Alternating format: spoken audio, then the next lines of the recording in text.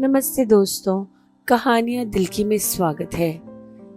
आज की श्रृंखला को आगे बढ़ते हुए कहानी का नाम है मुंबई एयरपोर्ट पर खिली एक प्रेम कहानी। मुंबई की छत्रपति शिवाजी महाराज अंतर्राष्ट्रीय हवाई अड्डे पर एक गर्म शाम थी और एयरपोर्ट पर हर दिशा से आवाजों का मिश्रण था। परिवार एक दूसरे को विदाई ले रहे थे। घोषणाओं की हल्की गूंज और चमचमाती जमीन पर सामान की पहियों की खड़क। हवा में हल्का सा चाय और ताजे पाव भाजी का स्वाद था और लोग गेट्स की ओर तेजी से बढ़ रहे थे।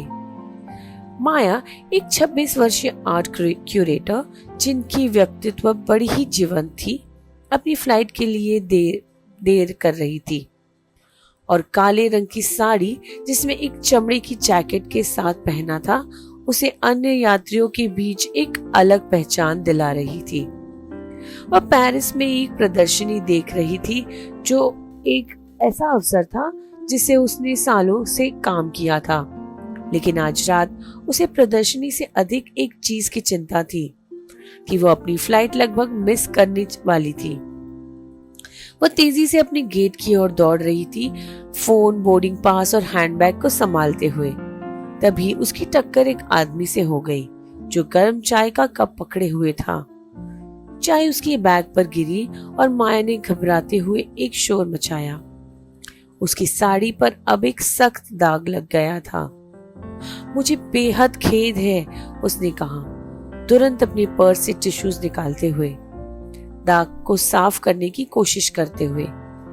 आदमी, जो एक 30 वर्षीय बिजनेस सूट पहने हुए था, ने गर्म मुस्कान से का साथ कहा। उसकी आंखों में हल्की मस्ती झलक रही थी। उसका नाम अर्जुन था और वह अभी अभी विदेश से एक काम के बाद लौट रहा था। माया की बैग पर चाय गिरने का एक असुविधा से ज्यादा कुछ नहीं था, लेकिन उसने जो घबराहट दिखाई वह अर्जुन को मुस्कुराने पर मजबूर कर गई। कोई बात नहीं, उसने नरम आवाज में कहा, कम से कम मेरी चाय गिरी और कुछ महंगा नहीं। उसकी आवाज हल्की और मुस्कान सच्ची थी। माया को हंसी आ गई, फिर भी वो स्थिति कुछ अजीब लग रही थी। मुझे लगा कि मैंने अपनी पहली चाप बिल्कुल खराब कर दी, उसने कहा, अब भी अपनी बैग को साफ करते हुए। कोई बात नहीं, अर्जुन ने जवाब दिया, उसकी साड़ी की ओर इशारा करते हुए। तुम तो बेझिझक फ्लस्टर होने के बावजूद भी काफी स्टाइलिश लग रही हो। उसकी तारीफ ने माया को चौंका दिया और उसकी गालों पर हल्की लाली आ गई। उनकी संक्षिप्त मुलाकात, जो पूरी तरह से माफी और हंसी से भरी थी, वह खत्म हो सकती थी, लेकिन तकदीर के पास कुछ और था। कुछ मिनट बाद अर्जुन और माया खुद को एक लंबी सुरक्षा जांच की लाइन में खड़ा पाते हैं। अब उनके पास या तो चुपचाप खड़े होने या का विकल्प था या बात करने का। उन्होंने एक हल्की बातचीत शुरू की। माया, जो एक कलाकार थी, ने पेरिस में अपनी प्रदर्शनी के बारे में बात की और अर्जुन, जो एक बिजनेस कंसल्टेंट था, ने बताया कि एक काम से सौदे को पूरा करने के बाद वो वापस लौट रहा था।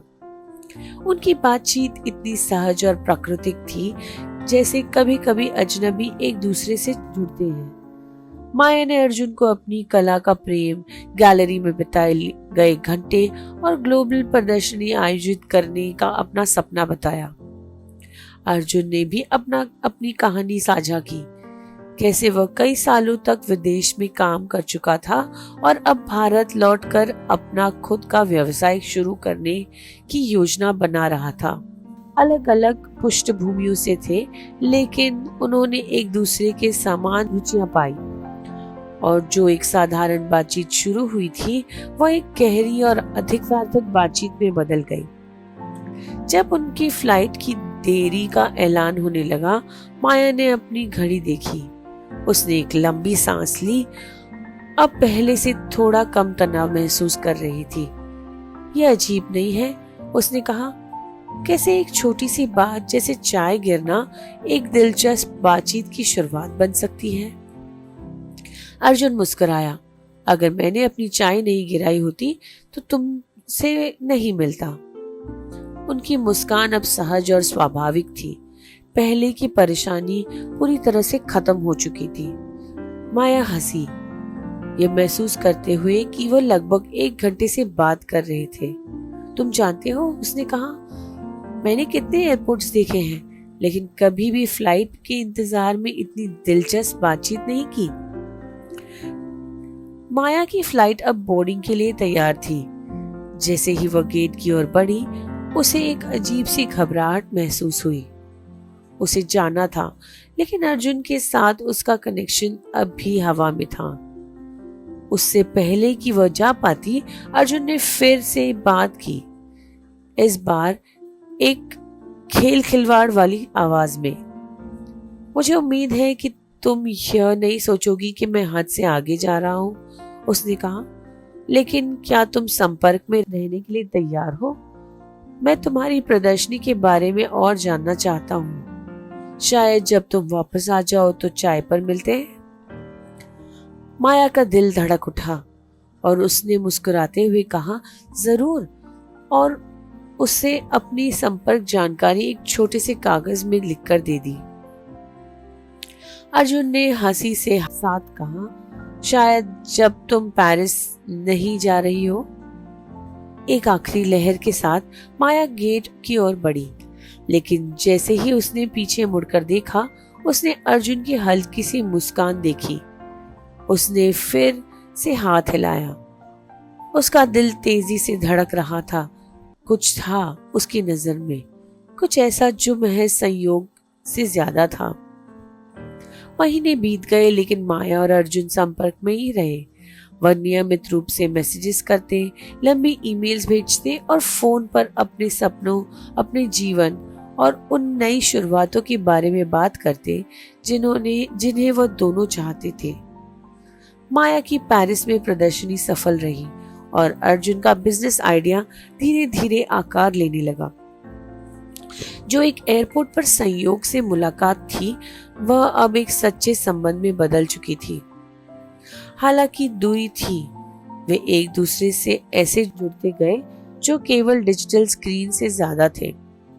कई बार उनकी बातचीत देर रात तक चली जाती, जिसमें वह सब कुछ साझा करते, साधारण से लेके दार्शनिक तक।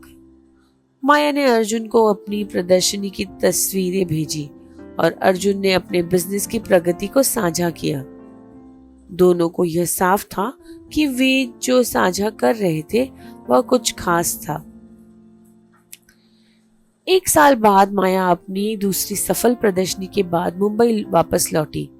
जैसे ही वह एयरपोर्ट पहुंची, उसने पहली मुलाकात याद आई, जब उसे अर्जुन से टकराकर चाय गिरा दी थी। उनकी पहली मुलाकात की यादें अब भी ताजगी से भरी हुई थी। तब भी उसने उसे टर्मिनल में देखा। अर्जुन उसे लेने के लिए आकर खड़ा हुआ था। जैसे ही उनकी नजरें मिली, एक शांत पहचान का एहसास हुआ और वे दोनों एक दूसरे को मुस्कान के साथ देखने लगे। शब्दों की कोई जरूरत नहीं थी। इस बार कोई जल्दबाजी नहीं थी, कोई एयरपोर्ट की हलचल नहीं थी।